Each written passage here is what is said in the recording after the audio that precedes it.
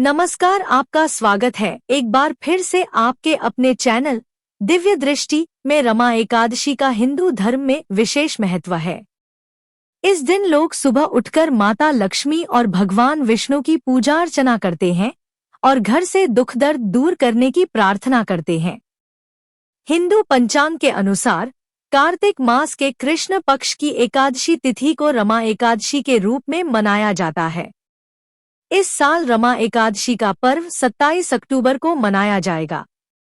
इस दिन भगवान विष्णु और माता लक्ष्मी की पूरे विधि विधान से पूजा की जाती है। यह पर्व धनतेरस से पहले आता है और इस दिन लक्ष्मी पूजा को अत्यंत शुभ माना जाता है। रमा एकादशी के दिन लोग सुबह जल्दी उठकर माता लक्ष्मी और भगवान विष्णु की पूजा करते हैं। इस दिन पूजा का विशेष विधि विधान होता है। स्नान के समय साबुन का प्रयोग नहीं किया जाता है। भगवान विष्णु के समक्ष घी का दीपक जलाकर उन्हें फल फूल अर्पित किए जाते हैं। इस दिन भगवान विष्णु को पंचामृत, दूध, दही, घी, शक्कर और शहद का मिश्रण चढ़ाना चाहिए। एकादशी के दिन तुलसी का पत्ता नहीं तोड़ा जाता, इसलिए एक दिन पहले तुलसी के पत्ते तोड़कर गंगाजल में रखे जाते हैं।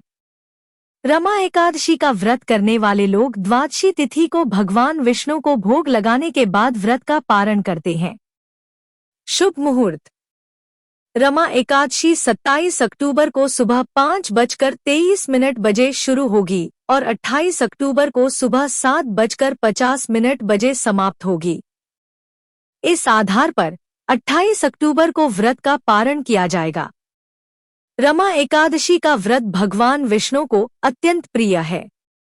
इस दिन माता लक्ष्मी और भगवान विष्णु की साथ पूजा करने से व्रत का महत्व और भी बढ़ जाता है। पद्म पुराण के अनुसार जो भक्त सच्चे मन से रमा एकादशी का व्रत करता है उसे बैकुंठ धाम की प्राप्ति होती है और सभी कष्टों से मुक्ति मिलती है। पौराणिक शास्त्रों के अनुसार कार्तिक माह के कृष्ण पक्ष की इस एकादशी को रमा एकादशी कहा जाता है।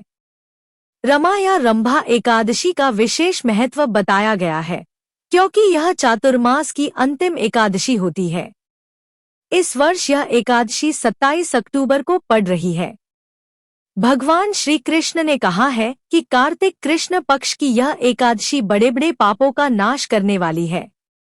दीपावली से पहले आने वाली इस एकादशी के दिन से ही धन की देवी माता लक्ष्मी को प्रसन्न करने की प्रक्रिया शुरू हो जाती है। यह एकादशी इसलिए भी अधिक महत्वपूर्ण मानी गई है क्योंकि भगवान विष्णु की पत्नी देवी लक्ष्मी का एक नाम रमा भी है। इस कारण यह एकादशी विष्णु भगवान को अत्यंत प्रिय है। मान्यता है कि रमा एकादशी का व्रत करने से मनुष्य को सभी सुखों और ऐश्वर्य की प्राप्ति होती है और जीवन में समृद्धि और शांति का आगमन होता है। इन मंत्रों का करें जाप। मंत्र नमो भगवते वासुदेवाय। मंत्र विष्णवे नम का जाप करें। मंत्र नमो भगवते वासुदेवाय नम। मंत्र श्री कृष्ण गोविंद हरे मुरारे। हे नाथ नारायण वासुदेवाय। मंत्र नमो नारायण। श्रीमन नारायण नारायण हरि हरि। मंत्र नारायणाय विद्महे वासुदेवाय धीमहि तन्नो विष्णु प्रचोदयात्। रमा एकादशी व्रत कब है? जानिए दिवाली से पहले आने वाली एकादशी का महत्व, कथा, पूजा मुहूर्त और पारण का समय। पंचांग के अनुसार कार्तिक माह के कृष्ण पक्ष की एकादशी तिथि पर रमा एकादशी व्रत किया जाता है। इस वर्ष यह तिथि 27 अक्टूबर को सुबह 5:23 बजे से शुरू होगी और 28 अक्टूबर को सुबह 7:50 बजे समाप्त होगी। इस आधार पर रमा एकादशी व्रत 28 अक्टूबर को किया जाएगा। व्रत पारण का शुभ मुहूर्त 28 अक्टूबर को सुबह 6:31 से 8:44 बजे तक है। रमा एकादशी का महत्व और कथा। भगवान विष्णु को सभी एकादशियों में रमा एकादशी सबसे प्रिय है। इस दिन भगवान विष्णु और माता लक्ष्मी की संयुक्त पूजा करने से इसका महत्व और भी बढ़ जाता है। रमा एकादशी को पुण्य कार्यों के लिए अत्यंत महत्वपूर्ण माना जाता है। पद्म पुराण के अनुसार जो भक्त सच्चे मन से इस एकादशी का उपवास करता है उसे बैकुंठ धाम की प्राप्ति होती है और जीवन की सभी समस्याओं से मुक्ति मिलती है। भगवान श्री कृष्ण ने धर्मराज युधिष्ठिर से कहा था कि इस एकादशी का व्रत करने से वाजपेयी यज्ञ के बराबर फल प्राप्त होता है। इसे रंभा एकादशी भी कहा जाता है और यह दीपावली से 4 दिन पहले पड़ती है, इसलिए इसे अत्यंत शुभ माना गया है। रमा एकादशी की कथा प्राचीन समय में मुचकुंद नाम के राजा का राज्य था। वह धर्मात्मा और विष्णु भक्त था। उसकी एक कन्या थी जिसका नाम चंद्रभागा था, जिसका विवाह चंद्रसेन के पुत्र शोभन के साथ हुआ था। एक बार जब शोभन अपनी ससुराल आया तो रमा एकादशी का व्रत निकट था। चंद्रभागा चिंतित थी क्योंकि शोभन कमजोर थे और उसके पिता की आज्ञा थी कि एकादशी के दिन कोई भोजन नहीं करेगा। जब राजा ने पूरे राज्य में घोषणा करवाई कि एकादशी पर भोजन वर्जित है, तो शोभन ने चिंता व्यक्त की कि वह भूख सहन नहीं कर पाएगा।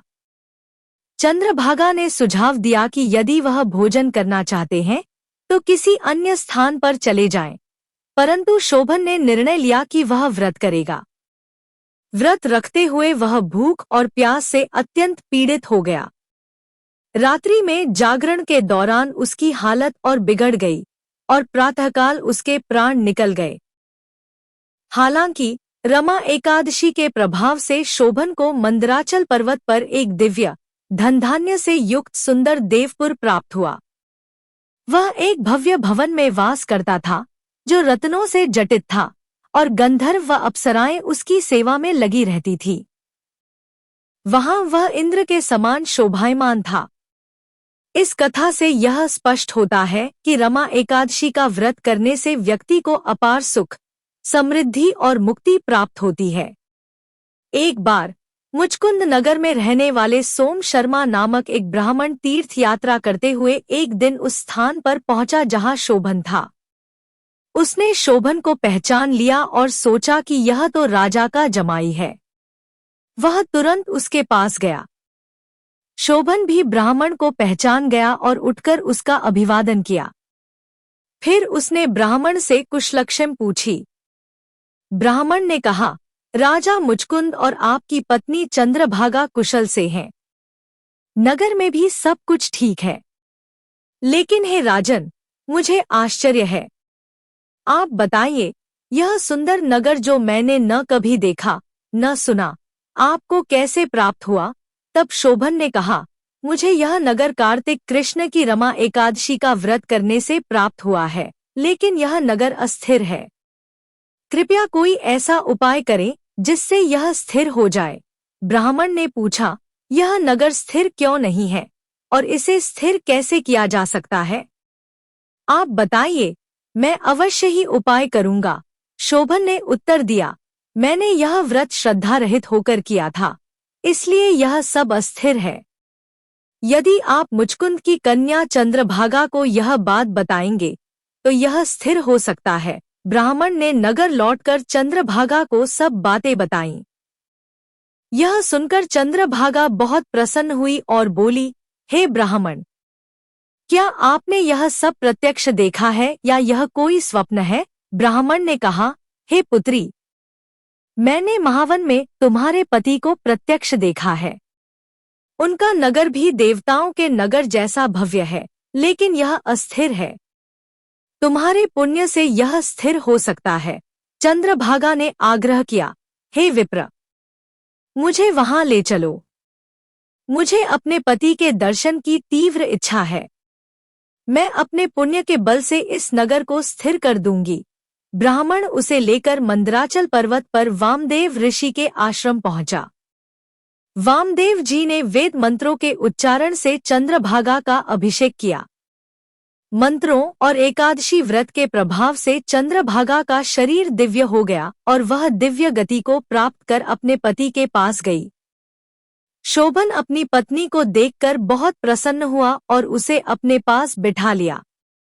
चंद्रभागा ने कहा, हे प्राणनाथ, मेरे पुण्य का फल स्वीकार कीजिए। जब मैं 8 वर्ष की थी, तब से मैं विधिपूर्वक और श्रद्धापूर्वक एकादशी व्रत करती आ रही हूँ। इस पुण्य के प्रभाव से आपका यह नगर स्थिर हो जाएगा और प्रलय के अंत तक बना रहेगा। इसके बाद चंद्रभागा ने दिव्य आभूषण और वस्त्र धारण कर अपने पति शोभन के साथ आनंद पूर्वक जीवन व्यतीत किया। जो व्यक्ति रमा एकादशी का व्रत करता है, उसके सभी पाप नष्ट हो जाते हैं, चाहे वे ब्रह्महत्या के ही क्यों न हों।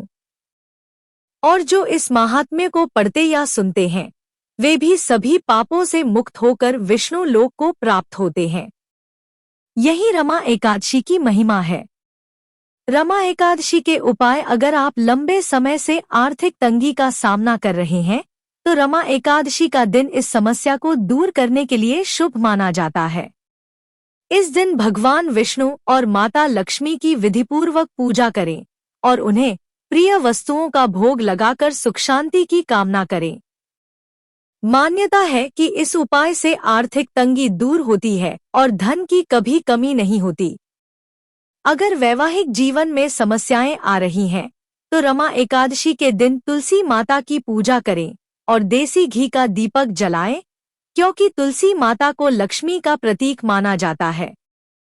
इस उपाय को सच्चे मन से करने से वैवाहिक जीवन सुखमय बनता है और पति पत्नी के संबंधों में मधुरता आती है।